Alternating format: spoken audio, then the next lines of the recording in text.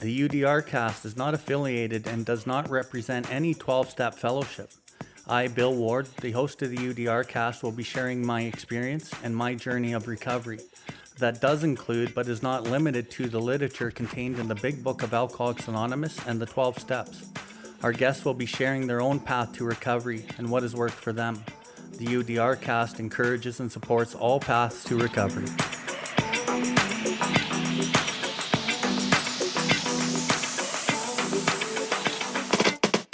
Welcome everybody to the UDRcast.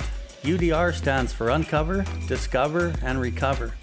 My name is Bill Ward, and I'm coming to you from the recovery capital of Canada, Calgary, Alberta.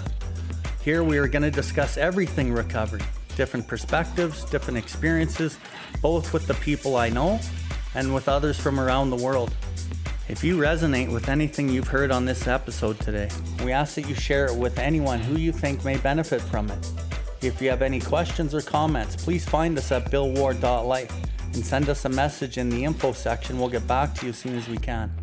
If you are interested in more recovery content, you can find the buttons for the YouTube channel and other social media outlets on the homepage, and you will be redirected to those platforms. We can recover, one person, one family, one community at a time.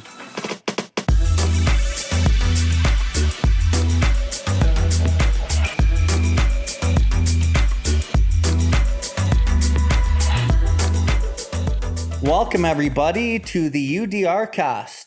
I'm Bill Ward, and I have a fucking awesome special guest today, way down on the other side of Canada in Ottawa. I met her on Instagram, and we've become closer and closer and closer, and that is one of the fucking dynamic, awesome things of COVID. It allowed us to expand our fucking reach and recover out loud, as Dora from Soberosa would say. So I'd like to introduce my good friend here, Alexendra from Sober Active Canada. Woo, welcome.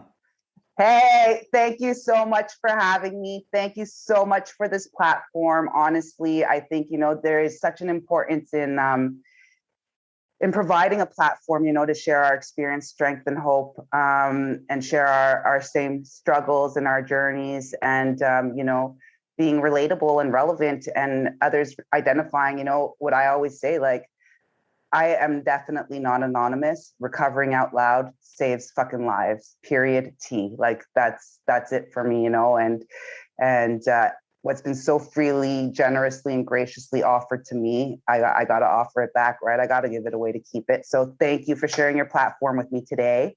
I'm going to have you back on Sober Active Canada as a recovery MVP, because now I go live with my recovery MVP, so they could carry the message of health, hope, and healing on my platform. Yeah, and that's kind of how we met, right? Was your Sober Active Canada text and picture write-up. That was like the spawning of a really good friendship and a really good, connection from across Canada. And since then, we've you've been on our Zoom meeting, you've spoke on our Zoom meeting, we exchanged messages and spread the word through, Theory, our good friend Theory, who's the artist in doing recovery music. We pass him on, and we just pass everything along. And like, you really bring a lot of fucking energy to me, like sitting here personally. Like, I feel like an extra amp of energy just like sitting here looking at you on the screen. And I know we're just recording audio, but you just like bring the fucking good stuff. So I'm really, really happy and stoked you're here. What have you been up to lately? What's going on in your world before we get going? Okay, well, I just wanna like go back to that energy piece, right? Because it's funny, because that's the thing I appreciate most about you, right? People always tell me, Alex, you're so fucking intense with your recovery. And I say, I'm only as intense as I was. I chased my recovery like I was chasing my next higher fix, right? Any means and any lengths necessary. Like, I was chasing that shit. So I just chased my recovery like I used to fucking that Coke and that fucking whiskey, man. Like, so, but that's what I appreciate about you. You're intense and hardcore. And like, when I like see real recovery, I see the other Bill Dub, and I'm like, fuck. And I just appreciate you and the message, and you're like, you're full of energy too. Our vibe is our tribe. What we emit, we attract, right? Yeah, like fuck. And you know what? It's not, my recovery isn't based that I'm afraid to pick up and use again. I'm chasing the best high of my life. It's the God dope, man. And that's what propels me. And to see people die and to see people struggle and live in the darkness and maybe get a fucking watered down bullshit message and not be able to fucking get the good stuff. That's what lights me up, right? And that's what lights me up Yeah. about you is I know we're kind of on the same page with that, right? And let's seek some more of this God dopes. Let's share the real fucking message of what recovery is, and it ain't just Mhm. about being sober, right? No, exactly. And it's funny that you mentioned that because that's how I usually wrap up my podcast interviews, and we'll get into it in a bit, but like, recovery is absolutely a transformative process, right? It's ongoing, it's daily, and God willing, lifelong. It's an everyday thing. And, I always say it's not about abstinence. It's not about being clean and or sober. It's about loving yourself enough to live a fucking addiction-free life, and that's where I go into my story with, in our recovery circles, we often say, we find ourselves in recovery. How could you find something you never fucking lost? I didn't even know who I was. I started using and boozing when I was fucking 10 years old. By the end of it, drugging and drinking was my fucking identity. I glorified it. I prided myself on it. It was my identity, my entire world, my entire being revolved around it. When we go into that step one, powerlessness, it wasn't just a powerlessness or a loss of control of self and my life, that unmanageability. It was complete powerlessness over my own fucking thoughts. Mm. It consumed my every thought, so I consumed it. I was enslaved by and a slave to my addictions by the end. Um, you know, I consequences didn't matter anymore. I couldn't even make logical. I was so disconnected from fucking reality, escapism, right? Mm. I, my actions and my reactions were intolerable, inexcusable, unacceptable, and absolutely deplorable. You can't. I think when we go into the doctor's opinion, right, and that change in psyche that's necessary. Everything begins and ends in the mind, right? For me, on April 22nd, 2017, and I don't call it my clean date. I don't call it my sober date. It's absolutely my rebirth date, because that woman I used to be before that date completely ceased to exist. And that life that no longer served a purpose anymore completely ceased to exist. I was completely reborn. And but the most revolutionary change for me that day, there was definitely a power greater than myself in that fucking room to even get me to finally make admonition to self and say, Alex, you have a serious problem and you need help now. Mm. Fucking reach out, go get it. The most revolutionary change for me that day was faith-based thinking and believing in something greater than me.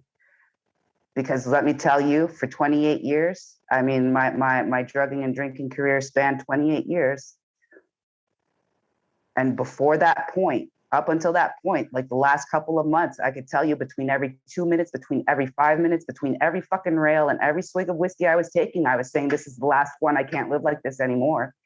So why on that day of all days was the day that fucking something went off in my head and I finally believed in higher self and higher power, that got me up off my ass out of my bed and into a fucking room of recovery and never turning back.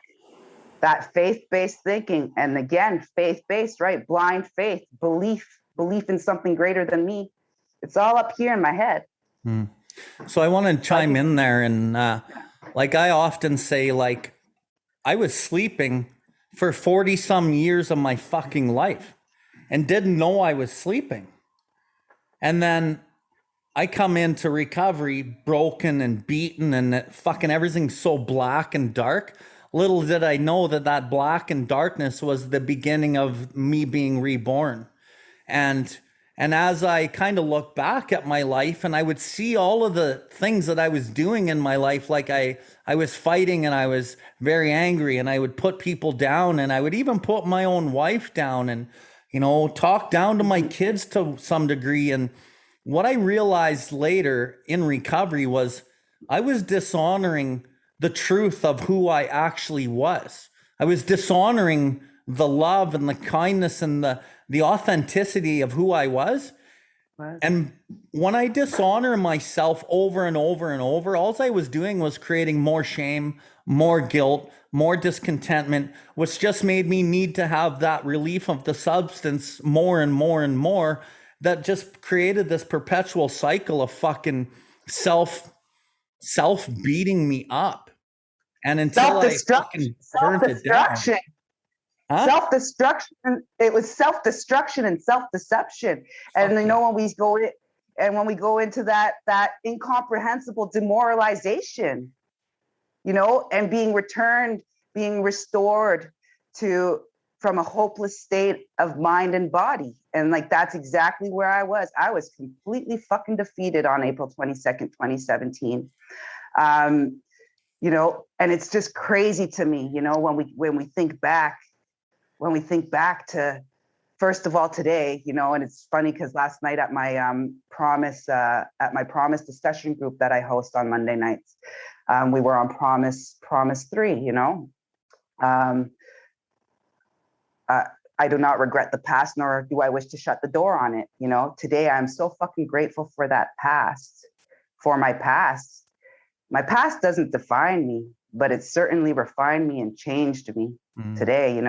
Without everything I've been through, without it, I wouldn't be who or where I am today. And now I go back to, all the time, there has always been a power greater than myself with me for me to be here to fucking live to tell the tale. And that's why I approach my recovery as a gift, because I've been given the chance to fucking recover. A lot of us don't fucking make it. We only get so many chances before our chance run out. Yeah, dude. And I've been given a chance. I'm one of the lucky ones. So damn right, I'm going to recover out loud and scream it from the rooftop. There is a better life that awaits. Recovery is fucking possible. I'm living proof. You're living proof. So I was at a meeting last night and I shared, and like, I've sponsored hundreds of people in the program. My best buddy, Jesse, he sponsored hundreds of people. We fucking collect the data and we see what we see. And it's not like there's much gray area, right? Either you follow these directions simply laid out in this program, or you fucking die an alcoholic addict death. And it's pretty simple. So in this meeting last night, I'm pretty bold sometimes, and I don't know sometimes where I get it, but I look at the crowd and I'm just like, enjoy your free sobriety if you're in treatment. I'm like, you are getting a free sobriety and treatment. The real fucking program begins when you leave that treatment center. So enjoy it. And then I also asked, how many of the people in this room know 10 people or more that have died from this illness? 3/4 of the room put up their fucking hand. And like, we're dealing with a serious illness, which is why I am the way I am, which is why I'm sure you're the way you are. And when I look at my history, also, just like you, I had to lose my family. I had to lose my $1 million house, my business. I had to lose everything. And that was the darkness before the light, right? And I look at all that. I had to lose everything outside of myself before I could find who I was inside myself. And once I got good inside, everything gets good on the outside, right? And I think that's what we do here. This is what we're fucking doing. So what I want to do, Alexendra, is I want to go back in history a little bit in your story and, give us kind of a scenario of a synopsis of what it looked like. I know you had a child and you weren't a very good mother and you had kind of a, fucked up upbringing like we all do to whatever degree, right? Mm-hmm. And that's not really the point of these podcasts, but let's hear some of the darkness and some of the dishonoring your own self and kind of walk us through a little bit of your life. Okay. So I guess, and that was actually a really, really, really good segue to that is, that inside job piece, because I now today realize that everything I was searching for, that love, that happiness, that worth everything I was searching for in all the fucking wrong places, whether it be in the next baggie of Coke, in the bottom of another whiskey bottle, in the next guy I'd fuck or frequent. I have many addictions because the behavioral addictions as much as substance addictions. The problem was never the cocaine and the alcohol. You know, I have deep underlying issues, childhood trauma. So we'll get into that. You know, the coke, they just became the solutions to my every fucking problem. You know, and the further I get along in my recovery, again, being a transformative process, uncovering, discovering, and recovering on myself on the daily, you know, it's that inside job, that introspection, that retrospection, and really healing and tapping into my inner child and my subconscious mind, and you know, and healing those parts of me that were either undervalued, underexpressed, or you know, that I was trying to suppress and fill a void and numb out from. So I started, like I said earlier, I started using and boozing at the young age of 10, going back to the fact that the drugs and alcohol were never the problem. I was an addict and an alcoholic long before I knew. Obviously, it took me 28 years to admit it to myself, but I was an addict and an alcoholic long before I was an addict and knew I was an addict and an alcoholic. You know, all those behavioral patterns and those character traits, the lying, the cheating, the stealing, the jealousy, all that shit, you know, started at a very young age for me. And just the behavioral patterns and how I go about things. I am of mixed origin. My father's Black and my mother is French Canadian. So I am a mixed origin. So, you know, the further along I get in my recovery, again, because this is not something, when I first came into recovery, you know, 51 months ago tomorrow, when I first came into the rooms of recovery, you know, yes, it was to put the plug in the jug and fucking stop snorting rails. Like, it was honestly that, you know, total like, I need to get clean and sober. That was my main goal. But now recognizing that I got to do that, you know, looking within myself and figuring my shit out and owning my shit. You know, my dad is an alcoholic and an addict. He died an addict and an alcoholic 10 years ago. God bless his soul. He's one of actually the first people that I forgave walking through the doors. You know, I cannot fault him for his trials and tribulations. I understand them all too well today, because I was the exact same person, you know. And so I have deep-rooted daddy abandonment issues from a very young age. Him and my mother got divorced when I was very young, and him being an addict and an alcoholic, obviously he was a very unpresent father. He never filled that father figure role or that male role that I needed in my life. I was raised by my mother. She was a single mother. He was a deadbeat dad. He was a no-show a lot of the time. I would remember her getting us ready on, you know, a Friday night, because he was supposed to. So I was born in Montreal and I grew up in Toronto. I remember he would say he was coming to take us for the weekend. My mom would have us dressed to the nines, you know, and ready at the door, and he'd be a fucking no-show. You know, that's the kind of broken promises, a manipulator, bullshit artist, you know, but that was the life he was leading. And it's really funny because later on in life, although he never was that male or that father figure to me, God damn, did he become my best fucking party friend, you know? But I would even use him for that, you know? In university, he was living in Montreal. I came to Ottawa in university to go to Carleton. And on the weekends, I remember being broke as a joke and being like, I'll just take the train up to dad's because he'll fucking foot the bill for me all weekend. You know, that's the kind of relationship I had with him. So I even took advantage of my fucking alcoholic addict father, you know, like this is the kind of person I am, you know, taking advantage of my parents' generosity, and especially with my mother, you know, she was my angel, but both of them were artists. So I had a very liberal upbringing. My dad is a trained Shakespearean actor, and my mom was a professional ballerina with the National Ballet of Canada, and after that with Les Grands Ballets Canada. And she was also a model, you know, and very, very liberal upbringing. So structure, discipline, there wasn't much of that in my house. And when I was 12 years old, I actually came to Ottawa to follow in my mother's footsteps. My dance career was short-lived. I actually had to live with nuns. And when I go back to that, faith-based thinking and that faith and that belief in something, up until that point, I was, raised Catholic. I was a practicing Catholic.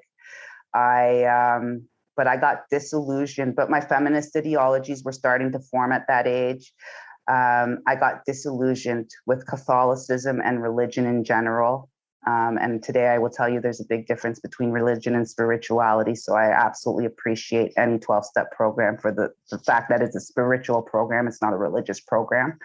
A lot of people believe otherwise. But I just completely, I right there and then, I had no more relationship with anything greater than myself, and that's where, and then going there from being, with my single mother in Toronto, not having any curfews, already hanging out with the boys, all of that shit, like going to live with nuns, having to be home at 8 o'clock and shit. My inner rebellion just fucking went wild. And I'd already been smoking pot and smoking cigarettes and drinking by that time.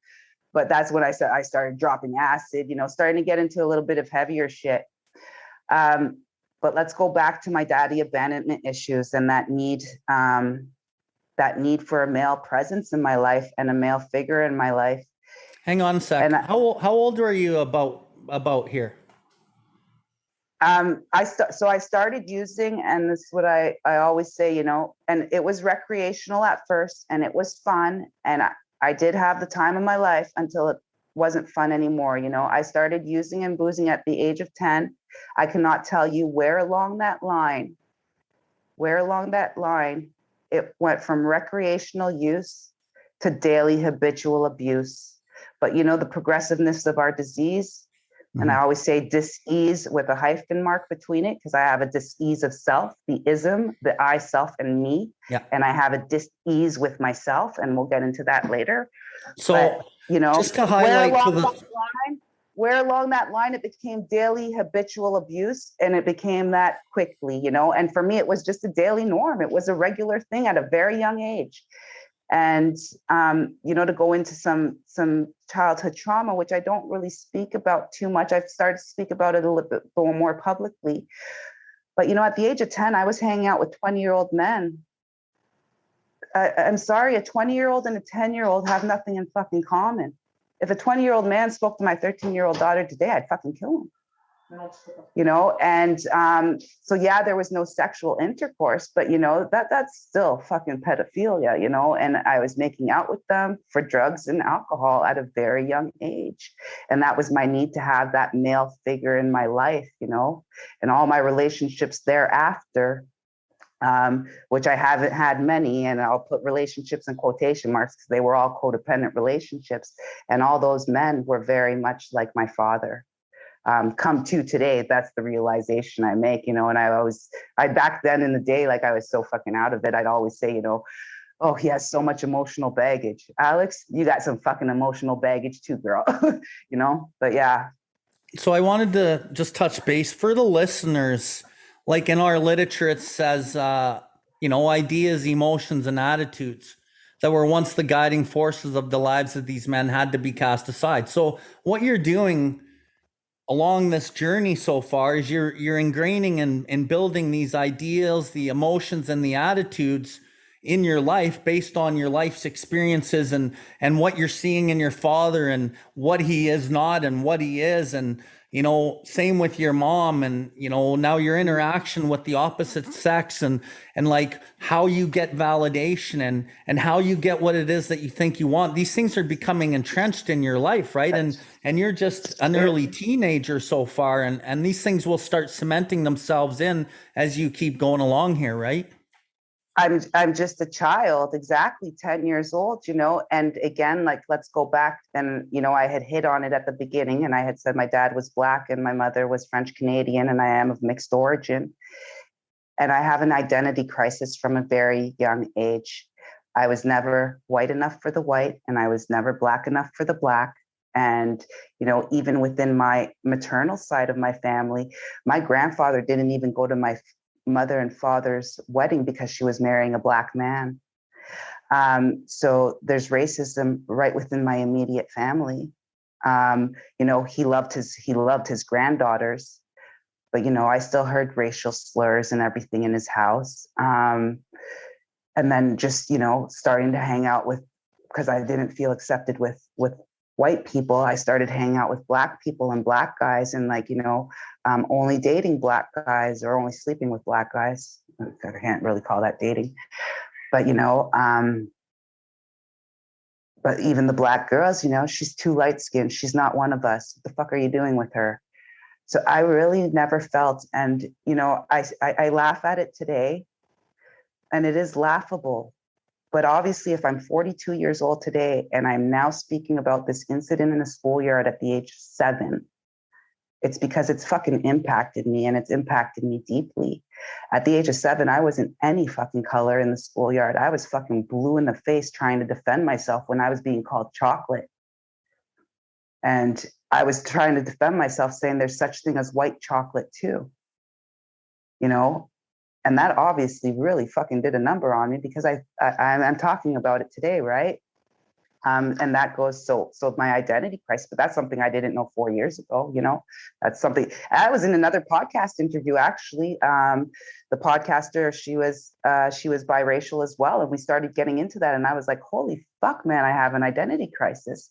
So a lot of my seeking validation, acceptance, being a part of, addiction doesn't discriminate, right? Doesn't care what fucking color, shape, size, form you are, what side of the tracks you're from. But neither do the people that you're drugging and drinking with. They don't give a fuck who you are. They just care about one thing. We all only have one thing in common. The fact that you're drugging and drinking together. They don't care what fucking color you are, right? So I found my crowd. I found my entourage, and I was fucking accepted, and I was popular, and I was liked, and I was loved. And Alex, she was the shit. And she was glorifying herself. My fucking ego was so blown out of the fucking, she was glorying. I was the shit. Everybody was below me. Everything was beneath me. You know, I could out drink you. I could out party you. I could out snort you. I could out fuck you. I could out drink you. You could stay up for 4 days, watch me go. I could stay up for 5, 6. I always had to outdo you. Go big or go home, right? Disease of illusion, never enough. Never fucking enough. One too many, 1,000 never enough. Try 5,000, like never enough for Alex, you know? So I want to jump in there for a sec. Very similar to you. I'm half Cree, half white. Grew up in a predominantly white fucking city. Went to Catholic school. Didn't really have a choice on what I'm believing because this shit's indoctrinated on me.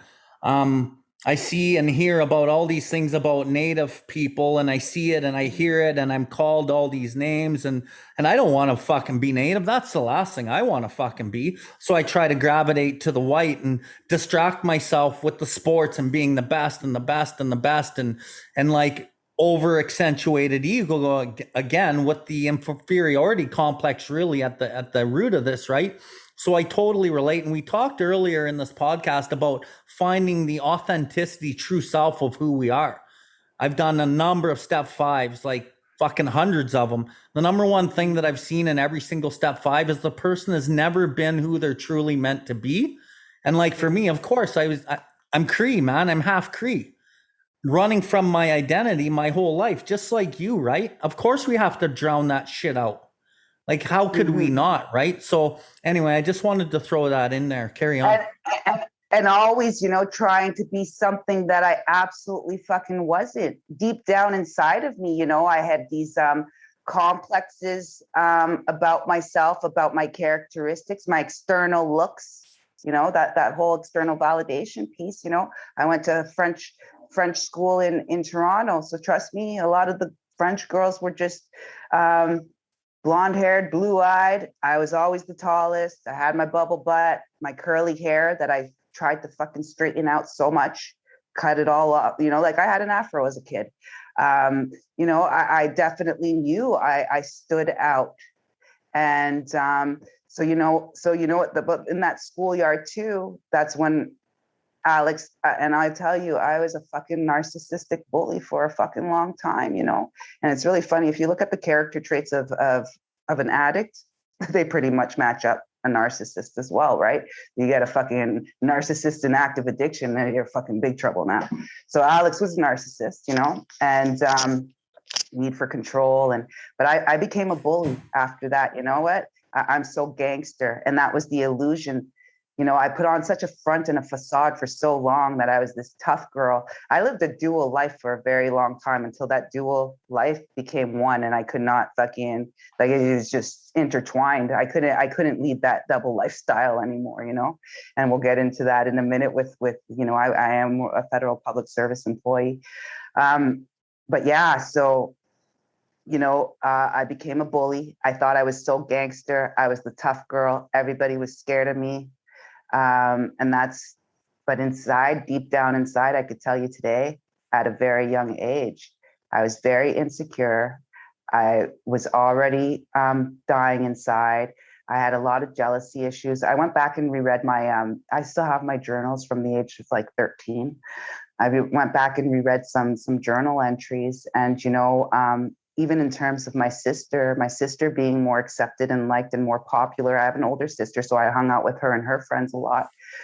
But guys always were just talking to me to get to my sister or whatever. So even from a very young age, like I wrote in my journal entry at the age of 13, like nobody loves me, nobody likes me, I'm not pretty enough. Like I want to kill myself, like this is my train of thought already at such a young age, And throw into the mix that you're female, and then all of the dynamics of being a teenager female, and the competition and some of the cattiness and what society says you ladies have to live up to, and throw that all in there too. And like, holy fuck, what are we talking about? Like, holy shit, it must be tough, right? So yeah, so on that, that cliquiness and everything in Mississauga. So like I grew up in the outskirts of Toronto, and being with a single mother who didn't get, she got no financial support from my father. She worked 7 jobs, 7 days, 3 jobs, 7 days a week to provide for us, and she never said no to us. And so right there, I already took advantage of that. The parties were always at my house, everything. And my manipulation with her started at a very young age. I would steal money from her, I always had to be a part of. So I was stealing money from her, telling her that it was, for the school dance, if she found out about it, that it was for the school dance on Friday night because I absolutely had to go. Or even right down to, in terms of clothing. I was saying this on a podcast interview not too long ago, but that manipulation piece and how I was so unappreciative. I was a fucking brat. I remember her sometimes telling me, Alexendra, you want those Patrick Ewings or whatever it could be, right? I had to have everything right away. I had to have the dopest gear, instant gratification, right? Everything right fucking away. I couldn't wait for it. And I knew how to play her, man. Like, and she'd be like, Alexendra, we got to wait for my next paycheck. I can't afford it today. My next paycheck is like in 3 or 4 days or whatever. I had to have that shit now. And I would fucking cry until she fucking caved. From a very young age, that's what I was doing to her. So yeah, but and then just throwing the parties at the house. So one of her jobs, she's a flight attendant, right? So she wasn't home very often. I got caught shoplifting at the age of 13. And I was hanging out, my 15-year-old sister and me, we were at home alone. I almost got fucking us taken away from my mother because I got caught shoplifting. She was working a flight, so she was gone for 2-3 days. They had to call her. I forget where she worked to that day, but because they were like, you're leaving your children at home alone. And, my poor mother who's like killing herself to provide for us. And I'm there fucking shoplifting, doing whatever, fucking, and like Child Protective Services wanted to come in and take us away from her. And my mother's a fucking angel saint. Like, So anyways, but yeah, so all that started from a very young age. But when we go back to that cliquiness and that cattiness and all that shit of the girls and teenage girls, I was always academically successful. Always. So this is a big part of my ego. Success, academically successful. As much as I wanted to drop out of high school in grade 10, because I wanted to become a professional party person. However, apparently that's not a career choice to make, because you really don't make any money in that field. I even tried to, like, I thought I was so gangster. I started dealing in shit, but like Alex and I always did my own stash and shit and like that I owed so much money everywhere. But yeah, so the professional party person career really didn't work out for me. I was in the early infancy rave scene in Toronto. That's definitely when I started using harder shit. I've tried everything under the sun. My drug of choice, though, my DOC later on in life, I stuck with the cocaine and that was it. But I've tried everything, absolutely everything. And I always say I raved myself to a life of addiction. But that cattiness and shit in high school made me, for some reason, I ended up, so I went from wanting to drop out of high school in grade 10 to fast tracking, graduating high school and going to university at the age of 17. And that's when I came to Ottawa. Just for that same very reason, because in university, people are more philosophical, accepting, and we're not about this gang and that gang and the cliques and whatever and what have you, right? We're all there for higher education. Higher, no pun intended. So I end up going to university at the age of 17, academically successful. I get my university degree by the age of 20. Get right into the federal government of Canada, indeterminate employee right off the bat. And I'm telling you, this is not entry level. I got sent back to Toronto on assignment at the age of 22. I was a regional manager. My employees were all older than me. So now I'm not only academically successful, but I'm professionally successful. And by day, I'm this whiz kid in the federal government of Canada. And by night, I am this completely different person. And that's where I say that duality and that dual life that I lived for so long, it did end up catching up to me by the end. But yeah, so I went back to Toronto and I tell you, like, the compromising situations I put myself in, my safety and my security. Like, I'm waking up on the other side of town with dudes I don't even know. I can't even tell you if I got gang banged. Where's my wallet? How do you call a taxi to come pick you up when you have no fucking clue where you are? And this is par for course. This is absolutely normal to live this way, because this is how Alex lived every day. Mm-hmm. This is just normal. Debaucherous lifestyle, right? And then even later on, so I end up moving back to Ottawa a few years later, and or I live on the Quebec side, but like moving back to Ottawa a few years later, and just, this is the lifestyle I lived. I'm going into work completely fucking, some days like sitting in front of my computer tweaking so bad and being like, what the fuck are you doing here, Alex? And it was just so normal to me, as though nothing ever was, and even I'll tell you, so we touched on, because that is another marking event in my story, is, at the age of 28, what I thought was just going to be another one night stand, ended up being a 3-year relationship too long. We didn't know each other.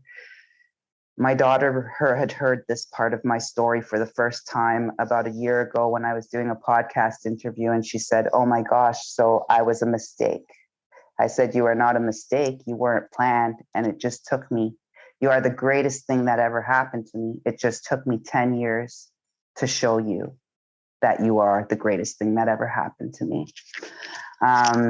But But, you know, what was supposed to be a one-night stand turned into a 3-year relationship too long. I will never take that relationship away from her and her father. However, they still do, they see each other regularly. Mm. And, you know, he came into it with his baggage, his addictions. I came into it with mine. And it's really funny because at first I had been like, you know, I thought I was mentally ready. I thought I was financially ready. I was ready to have this child. There was no way I was not having this child. To me, she is a miracle. She's definitely a miracle. But back then, my rationalization around it and that she was a miracle back then, at the age of 16, I had an abortion. And why between the age of 16 and 28 did I never get pregnant? Because I could tell you the countless men that I slept with, and that was like somebody different every night, right? And don't think that any of that was protected. So again, I go back to there's always been a power greater than myself with me because, you know, the amounts of diseases I could have, the whatever, you know, like, but why did I not get pregnant again until the age of 28? So I'm definitely having this child. She's a miracle. And that was my first foray into sobriety, but it was forced sobriety, right? I got to ask you something. When you found out you were pregnant, were you like, this is going to be the change that I need in my life? I really did think so. I really did. I've never been through another 9-month pregnancy to tell you otherwise. However, those 9 months of my life. So I had offered him to, you know, we had only known each other 2 months. We had actually broken up. I wasn't even going to tell him I was pregnant. And then I did. I felt the need to. I don't live in a big city. So, you know, like 9 months down the road, I'm walking in the street with a child, like put 2 and 2 together. I don't know. So I did. And I had proposed. I said, you can either be in this child's life as much as you want or as little as you want. I have a great role model. Not that, you know, I'm being the daughter or the woman that she raised at this point, but my mother is a great role model as a single mother, you know? So I'm like, I'm so ready for this. I can do this on my own. So I don't care, you know, you can be whatever part you want to play in it. And that minute he said, I want to be fully involved. And he moved in with me. We only knew each other 2 months. We didn't know each other at all. And then, you know, after those 9 months, which nobody thought I would be able to do it, especially not him, but I didn't even have one sip of wine. I live in Quebec. You know, the doctors tell you can actually have wine while you're pregnant. It's inherent in our culture, right? But yeah, you know, like I fucking stopped. The minute I found out I was pregnant, I had a child growing inside of me, you know, like, and I thought it was the change. I definitely did think it was the change. However, the relationship I was in, like that 9 months couldn't come soon enough and all hell broke loose. You know, he had his own addictions. I was always the financial provider and I would do anything to stay in a relationship, honestly. And that's where my codependency issues. And again, coming back to like having to have that man in my life. And, but, you know, we always just facilitated and enabled each other's addictions. I was always the financial provider as a woman, the financial provider. The car was in my name. I didn't even have a driver's license, but the car was mine. So I was dependent on these men to fucking drive me around. You know, he had gambling addictions that I would wake up on Saturday morning.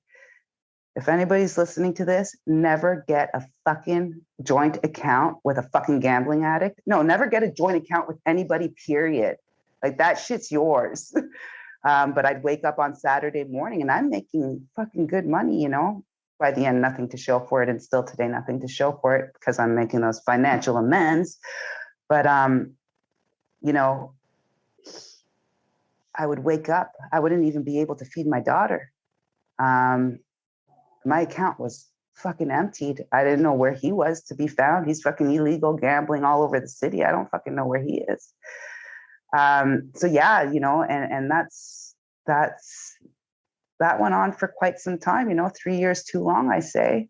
But that's, again, knowing my worth. And I had such a lack of self-respect for myself, that I didn't demand or command respect in return, nor did I give it in return. So yeah, again, going back to doing anything to stay in a relationship. But I don't think it was really doing anything to stay in a relationship, because all the relationship was ever based on, any guy I was with, was the fact that we would drug and drink together. I met all these guys at a bar. They were supposed to only be a one-night stand. But as soon as you'd show me that extra little bit of attention, like remember my name the next morning, and I actually maybe remembered yours, or you called me like 2 days later, oh, fuck, I'm in love. I have fucking emotional and love addiction too, Hey, I want to pipe in there, and Yeah. like everything you're describing, before I think we went on air, we talked about the threefold: the physical allergy, the obsession of the mind, and the spiritual malady. Like the spiritual malady to me, in many respects, is the broken parts of myself that need to be medicated. And through your relationship, this codependent relationship where you're selling your soul for this relationship, you're selling your soul through your addiction by some of the behaviors that you're exhibiting.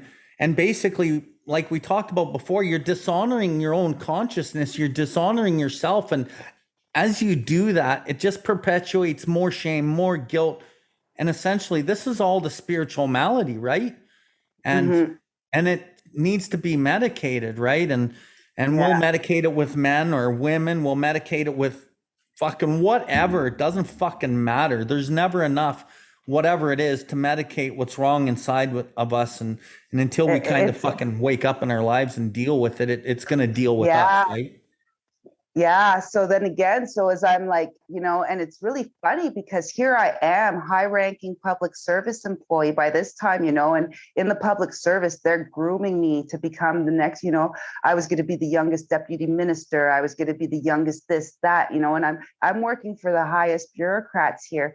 And I'm working, that I have, and I'm power hungry and rising the ranks and money hungry and just, a fucking real pit bull. But I'm letting myself be treated this way at home, So it's really funny that power, right, and that my ego. And so then we go back again to, I'm always so professionally successful, and our tumultuous custody battle. Everything was in my name. So in Quebec, he couldn't go after anything. All it was about was custody. I won exclusive custody of my daughter. So again, I'm fucking successful, and I'm laughing as I'm leaving the courtroom because he tried to paint the picture of me that I was a fucking addict and an alcoholic, And the judge even said to me, the judge just even looked at both of us and said, as parents, you guys are jokes. But Alex looks fucking great on paper. She has the fucking great job. She makes tons of cash. She, that disease of perception. This perception kept me in my fucking denial, like in denial, state of denial for so long, because I wasn't a criminal like the rest of you guys. I wasn't a fucking, there's no way, alcoholics go to meetings. I'm just a drunk. I'm having the time of my life. No, I'm not. I'm fucking ruining myself on every level.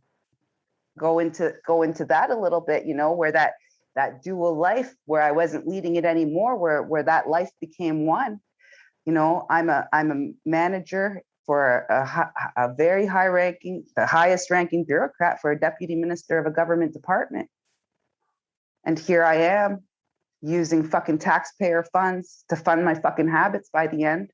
No, not by the end. I've been doing that for fucking years, using my government in Canada travel card to travel to the liquor store, take out cash advances to go get, because I had no more fucking money.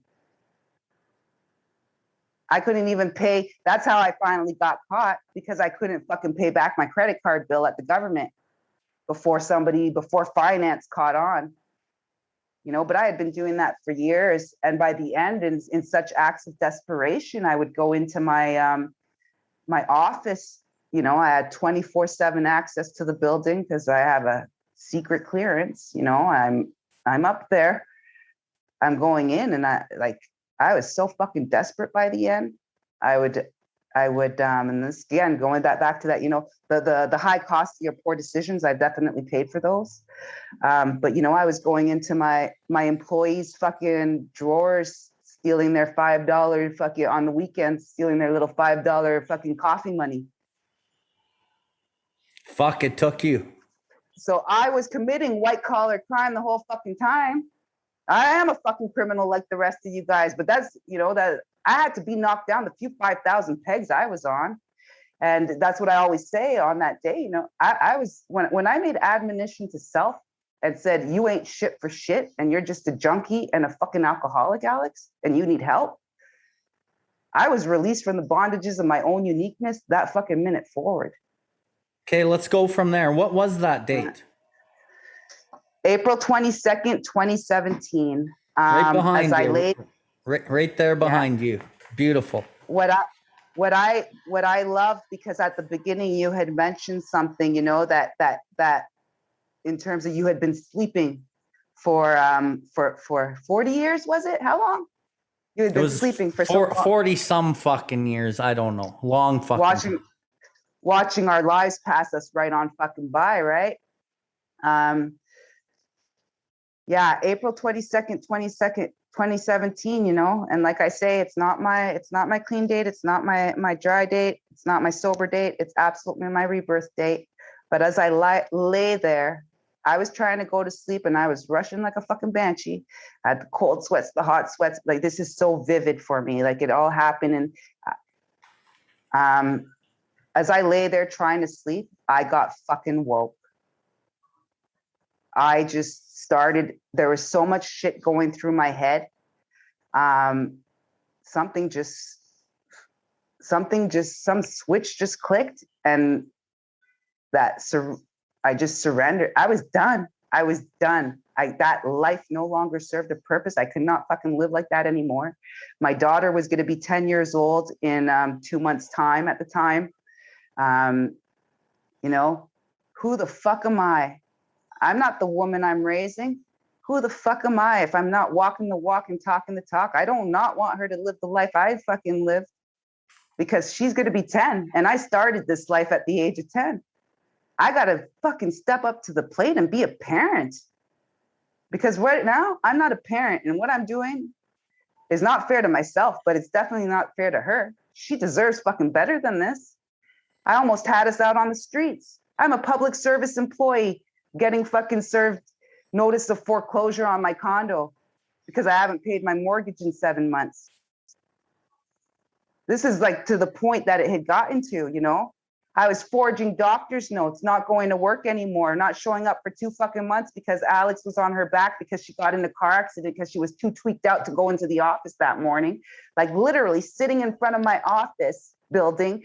Holy fuck, I can't get out. I'm fucking tweaking. Like, but already at this point, I had been going into work. I had gashes under my nose, thinking like, fucking, this is all normal. Talking to my daughter's teachers this way, driving her around in this state all the time, going to her soccer games and remember, disease perception. I looked so good on paper and so good on the outside. My daughter, she had all the, she was in this competitive synchronized swimming, the competitive soccer. I gave her all that material shit, but I'm not a fucking present parent whatsoever. And I'm going to her soccer game and I'm getting high in the bathroom while she's fucking playing on the field. Yeah. Driving her around in this state, getting other people to, bringing this shit into her, what's supposed to be her safe haven and where she could feel comfortable in her house, not even knowing who the fuck's walking through that door. The violence and the everything she had to endure and bear witness to that no child should fucking have to. Like I said, right? Deplorable. My actions were deplorable, but I was powerless over my own thoughts. By this point. So you fucking burn it down pretty good. You're pretty much looks like you're homeless. You're fucking terrible fucking mom, terrible fucking employee, terrible to yourself, and then finally And I want to point this out. The number one thing that holds people back from ever admitting they're an alcoholic addict and seeking help is the ability to make money still. On page 52 in the big book, they talk about the bedevilments. I call them the step zero promises. They're guaranteed promises that you have coming into the rooms, and they're guaranteed promises that you will keep having if you don't work a solid program. They're the bedevilments, but I like to call them step zero promises. But there's one of those promises that says we couldn't make a living. While you could still make a living, you were still making money, and that was the one that held you out of recovery and burning it down totally for so long. But then you had an epiphany, a spiritual awakening in a sense where you were like, who the fuck are you? And then so you finally find recovery. Okay, awesome. So perfect. This will be the perfect segue. Now we'll get more into transformative process and everything and how I approach my recovery. But just to go back to that, 6 months prior, somebody that I had been in active addiction with, she had gone, she went crazy. She committed herself. She went to rehab, and she was in another fellowship at the time. I started out in a different fellowship than what I'm actively in today. But, when we say just planting, so when I had gotten that notice of foreclosure, I had actually, and that was 4 months before my last hurrah, but I had actually stopped for 20 days cold, because that was a big awakening for me. Like, what the fuck are you doing with your life and your daughter's life? You almost had you guys living out of your fucking Mitsubishi Mirage, you know how small a Mitsubishi Mirage is. And that was a big rock bottom and a big wake up call for me. However, not what I needed just yet, and I go into divine timing, right? Everything for me today is in God's timing. I just was not ready by that point. But when we say planting that mustard seed, that's all it takes, because she is the first fucking person I called on April 22nd, 2017 and said, I need your help and I need it now. I'm done. I need fucking help. And if it wasn't for her walking me through those doors hand in hand that exact same day, I would have never walked through those doors. But I did. Again, a power greater than myself fucking brought me there, brought me to call her, bring me there, and to never freaking turn back again. And that, Alex, is done.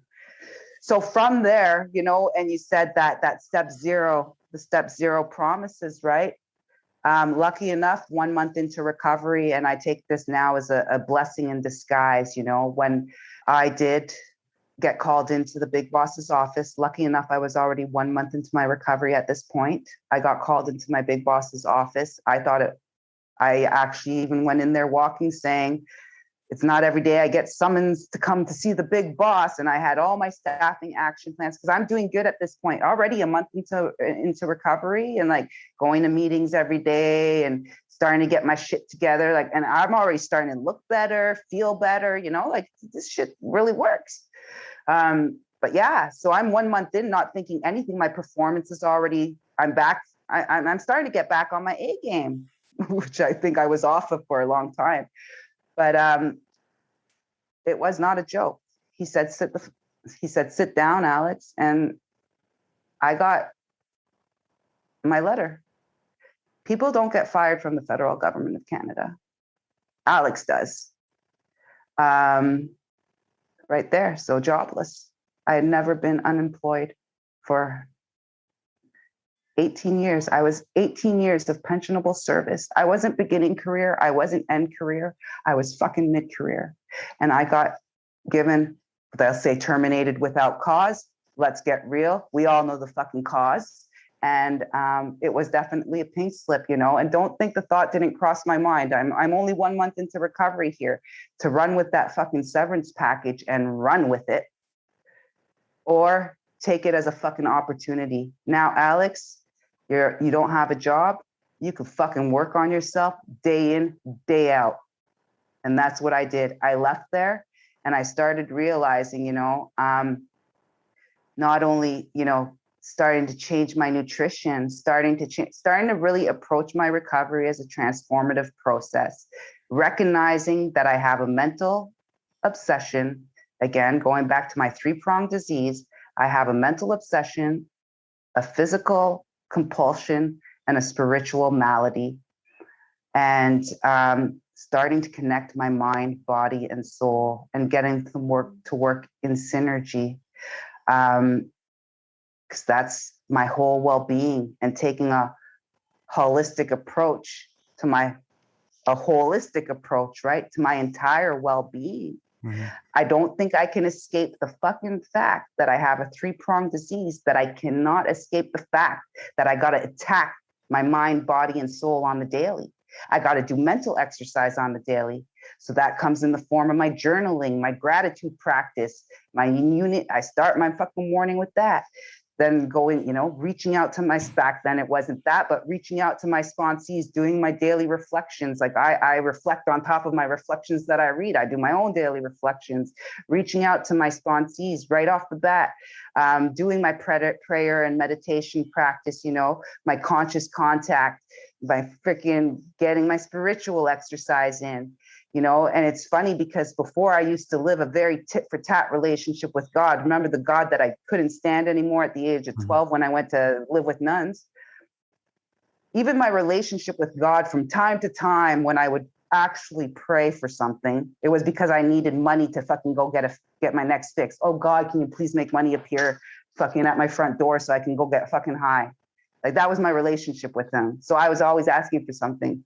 My relationship with him, and actually my concept of a higher power has evolved over time, because back then it was actually going out and sourcing. I was so disconnected from reality for so long that it was connecting to higher self and higher power, but connecting to nature and and sourcing that elemental energy around me and in me and through me. And that's the beginning days. And, I started incorporating yoga into my daily practice, starting to get to know myself, starting to look at inside myself, and starting to really, uncover, discover, and recover myself on a daily basis. Again, going back to recovery is a fucking lifestyle.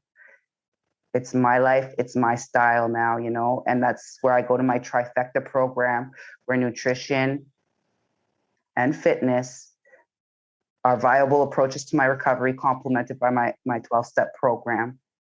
So So again, I don't think you could be brain fit, body fit, spirit fit. You cannot have one without the other. I mean, our mind, body, and soul work in synergy every day. So that's the connect that I was starting to make very early on in my recovery, starting to know that nutrition was just as important to my mental health as it is to my physical health, right? But good physical health promotes good mental health. I walked into the rooms 51 months ago. I was 225 pounds. I always say that reflection, that woman that I was at 225 pounds was, how we say our outer selves are a direct reflection of our inner selves. I represented a culmination of 28 years of substance abuse, a complete lack of self-respect for myself and for those around me, a disregard for my health and wellness and my well-being and that of my daughters, stripped of any dignity I may have ever had. And even coming into it, I, by the end, I wasn't even taking care of myself in terms of basic hygiene. I was shitting and pissing myself, not brushing my teeth, not showering for days, smelling like complete fucking shit. Never mind smelling like fucking whiskey out of my pores, but complete shit, literally, right? So I always go back to that 95 pounds I lost in my first year of recovery, figuratively and literally, was excess weight. I am not, it's not about the weight loss. It's about the life gained. I might be half the size I used to be, but I'm 2 times the woman, mother, and individual I ever was. I'm now a human being instead of a human doing, and I'm not merely existing. I'm actually fucking living. Mm-hmm. And I'm not on a diet. I'm on a lifestyle change.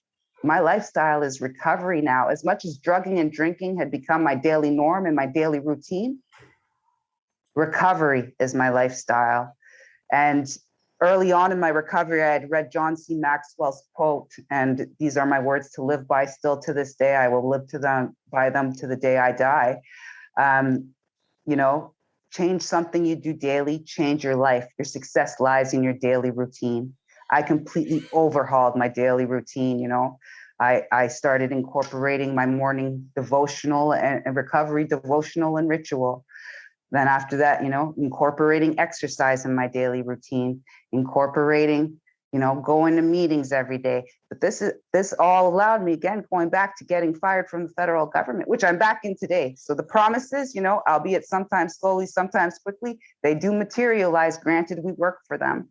And I work the shit out of my program. And as soon as I get complacent or a little bit like, I'm going to take a step back, I start noticing the direct correlation between the amount of work I put in, you know, put in the work, reap the rewards, right? My rent's owed every day. I got to earn my fucking keep for this shit, right? And I got to give it away to keep it. So I want to jump in. So God opens the door for you. Alexendra, you're fucking fired. Here's your opportunity to work on your recovery.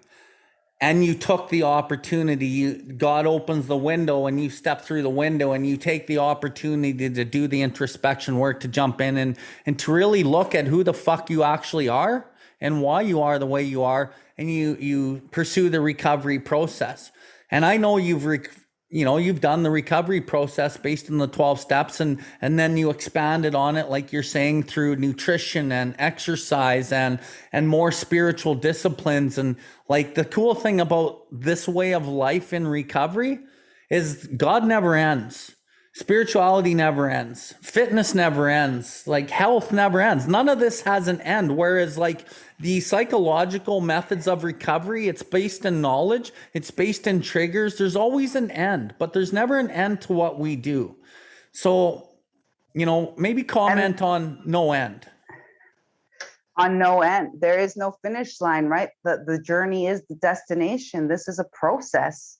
And I will never, and I don't understand, you know, and like live and let live, but I do not understand how people could say recovered in the past tense. I'm never going to be fucking recovered. I am recovering every fucking day for the rest of my life, God willing. Mm-hmm. I am recovering, right? It's not a past tense thing for me. You know, I still identify every morning. I'm an alcoholic addict and an alcoholic. And if I don't keep that in my fucking head, that reminds me of the person in the past I never want to go back to. Mm-hmm. And it also reminds me of what I need to do within my day, right? Every little step I take today will improve my tomorrows. Yeah, the past is the past and tomorrow isn't promised. However, what I do today in this very moment for myself, and that's why, you know, recovery has to be my highest priority, because without that, everything that I've worked so hard to fucking get to in these last four years and some months, and everything that I love is going to come last. And I just want to go back to the real transformation requires real fucking honesty. And I got brutally and rigorously honest with myself on April 22nd, 2017, on every fucking level. You know, change is inevitable. I'm not the same person I was when we started this fucking podcast, you know, an hour ago. You know, change is inevitable, but transformation, that's a conscious choice. And recovery is absolutely restoring ourselves to a harmonious, balanced, and aligned state. And it's not about abstinence. It's not about being clean and or sober. Mm-hmm. It's loving ourselves enough to live an addiction-free or alcohol-free life. Again, the drugs and alcohol were never the problem. Mm-hmm. You know, okay. They became the solutions to our problem. And part of this recovery term, for me, recovery is exactly what you said, but it's service. How can I be of maximum service to my fellows? So what else is it? It's fucking me seeking more God, more higher power, more whatever the fuck you want to call it, but something greater than ourselves. There's more of it. And that's what never ends. And service never ends. And, You know, life's going to kick our ass. No, one way or another, life is going to kick our ass. Which way am I going to be facing? Am I going to be facing away from God, or am I going to be facing towards others and God? Because when life kicks my ass, that is the kind of shit that will take me through any of the worst parts of life, is being of service. And I know you are of service, right? That's how I met you. And I am of service. That's how we met. And so, like, what are you doing today to really like recover out loud and to, you know, manifest the change that you want to be in this world? Yeah, definitely, you know, and I definitely, you know, we got to give it to keep it. And service is of absolute utmost importance. And it's so funny because, you know, when I say I'm no longer that woman I used to be, I didn't give a fuck about myself enough. I wouldn't have been giving two shits about you. You know, that today that I want to be of help, that I want to help my fellows. I want to help women in recovery, obviously, you know. But the whole thing, you know, in that time when I lost my federal public service career, and I always say, you know, I've been a public service employee for, now I'm back in the federal government, but I've been a public service employee for 21 years, but I'm finally of service to the public, you know? And for me in that time, you know, I truly do believe my higher power gifted me with a calling. And, you know, so I'm a certified health and lifestyle coach today. I only work with other recovering addicts and alcoholics to help them reach their optimal health and wellness goals. So that's my Healthy XXL side of things. Healthy XXL for me is because my journey is so much broader. My journey is is towards healthy living life large. So that's why my personal handle, Healthy XXL, that's what it stands for, Healthy Living Life Large. All my journeys, whether it be my recovery journey, my spiritual journey, my transformation journey, my weight loss journey, to now today, my fitness journey, because I am a competitive fucking bodybuilder. You would have never thought that. I hit the stage 1 year into recovery and fucking I got the bug and I'm a competitive body. I just represented our country fucking in the United States in November. Like this shit, this life that I have today, unbeknownst to me on April 22nd, 2017, unbeknownst to me at the time, I made one decision that would change my fucking entire world. So yeah, so, you know, on that front, so on my health coaching and lifestyle coaching side, however, you know, I'm an active member in my program, in my fellowship. So I sponsor, you know, I sponsor women today. I'll even fucking make remember everything used to be below me? I'll fucking sit there and make you 5. I won't even eat the damn sandwiches because I'm such a clean eater, right? But like, I'll make 500 sandwiches at the regional conference for you. Like fucking, I'm like, these alcoholics, man, they fucking eat sandwiches. People. But when I rid myself of all toxicity,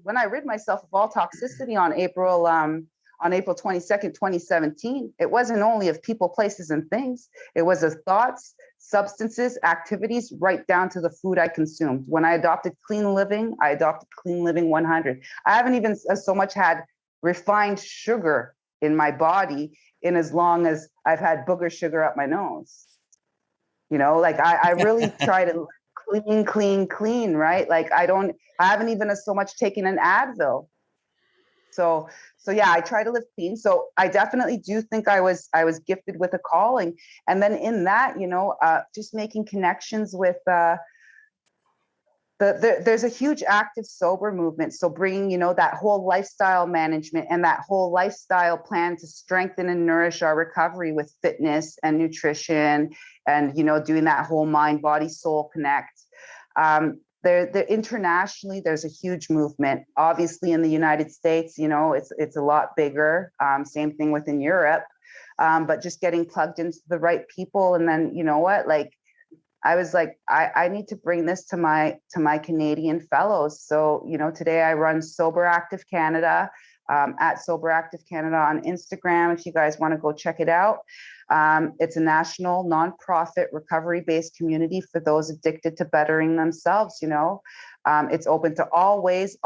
So any addiction, any pathway to, and any stage of recovery. It's all around lifestyle management. So a lot of, I actually, so I not only use the platform to help people carry the message of health, hope, and healing and foster that message, but I also foster that message through, resource-based information and now virtual and online events, and locally based events. So I hold work starting this week on a weekly basis. I hold a virtual workout and meeting. The meeting is always a 12-step style format meeting, open. So we start with guided meditation, light yoga and stretching, and the 12-step style format meeting always focuses on things like self-care as an important phase of recovery, or nutrition in recovery, fitness in recovery. So again, going back to that lifestyle management and that lifestyle planning, and that that huge component to nourish and strengthen our recovery on a daily basis. Because self-care is not just chocolates and bubble baths, right? Like, self-care is mental self-care, emotional self-care, social self-care, like we're doing here, connecting with another, spiritual self-care, practical self-care, and mental self-care. And so that's what we're trying to bring to the masses. So I run this nonprofit organization of like-minded individuals, and it's expanding. We're getting bigger. I'm really, really, really jazzed for it. And I get to connect with amazing people doing amazing things in the active sober movement in Canada. Teaming up with TJ over at Sober Takeover and Jack Fitness Lifestyle. He's doing some amazing things out there. Sober Takeover right now. Portions of the proceeds are going to. He's building a coastal community out there, coastal recovery community out in coastal BC. Lindsay out in Toronto is organizing a virtual walk to raise funds for women in recovery and to open the dialogue up around different options available to women in recovery. So not just, the traditional options, but also, for sober curious women. But she's also going to be doing a virtual cross-Canada walk to raise funds for, I think, about 6 recovery centers in Canada. And then you've got you in the recovery capital of Canada, Calgary, doing some great work out there.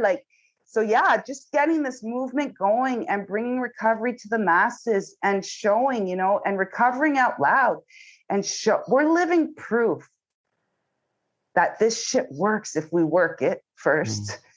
But that recovery, we do recover. And I always say recover we, W-E, because without the power of we, there would absolutely be no me. And that's one thing I do want to stress, is that on April 22nd, 2017, when I reached out for the help I so desperately needed, that was the key component right there. And then finding a fellowship, finding a community, and recovery builds community. And if you don't like what I said here, or, nothing resonates with you, or you didn't identify with any of my story or anything I said today, there are more podcasts out there. There are more meetings to go to. Keep fucking going. Keep coming back. There are a flavor for everyone. Just find your community, find your people, find your tribe, find your team. Together, everyone achieves more. And if you don't believe in yourself today, know that I believe in you. This dude over here believes in you. I'm pointing at the screen, but you're not even going to see that because it's on audio. But, Bill believes in you. Matt believes in you. There's a whole community out there that believes in you, that's going to welcome you with open arms, extended hands, open minds, and welcoming arms, man. You are not fucking in this alone. And we will believe in you until the day that you can believe and achieve yourself. And I go back, and just to probably close on this, I think if you summarize my entire share, self-care is self-love. Self-love is self-respect, and self-respect is self-discipline. Respect yourself, respect your efforts, And once you have all those 4 under your belt, that's actually where true fucking power lies. Fucking right on, Alexandra. I am so blown away with you and your message and what you do for this world now that you fucking pay it forward. So I just want to thank you again for joining us. We're out of time, and fuck, I wish we could keep going and going, but you know what? I'm just so grateful to know you. I'm so grateful that you came and made some time for us today. Mr. Theory, Matt Robar, is sitting next to me here, and we both thank you from the bottom of our hearts for everything you do and spreading this message. So you have a great fucking day, and we will Same be thing, talking same real thing. soon. And you know what? Like I say, right? Recover We builds community. So, Woo, and woo. it's growing strong up here in the true north. And I always say the true north, recovery strong, addiction free. Thank you for tuning in to the UDRcast. We hope you have enjoyed this episode. The viewpoints and the opinions expressed today were solely of the individual sharing them. If you resonated with this episode, please follow us and share this link with anyone that may benefit from it. Please visit us at BILLWARD.life to see everything that we have going on. We can recover, one person, one family, one community at a time.